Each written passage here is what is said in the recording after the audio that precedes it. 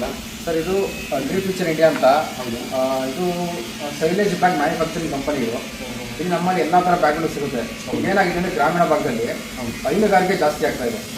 ಎಲ್ಲ ಮನೆಗಳಲ್ಲೂ ಪ್ರತಿಯೊಂದು ಮನೆಗಳಲ್ಲೂ ಜನಗಳು 5ರಿಂದ 10 15 20 ಸಾಕ್ತಾ ಇದ್ದಾರೆ. ಮತ್ತೆ ಅವ್ರಿಗೆ ಏನಾಗ್ತಾ ಇದೆ ಅಂದರೆ ಮೇವಿನ ಸಮಸ್ಯೆ ತುಂಬ ಕಾಡ್ತಾ ಇದೆ. ಹೌದು ಸರ್. ಅದಕ್ಕೆ ಅವರು ಸೈಲೇಜನ್ನ ತಯಾರಿಸ್ತಾ ಇದ್ದಾರೆ ಹಳ್ಳಿಗಳಲ್ಲಿ.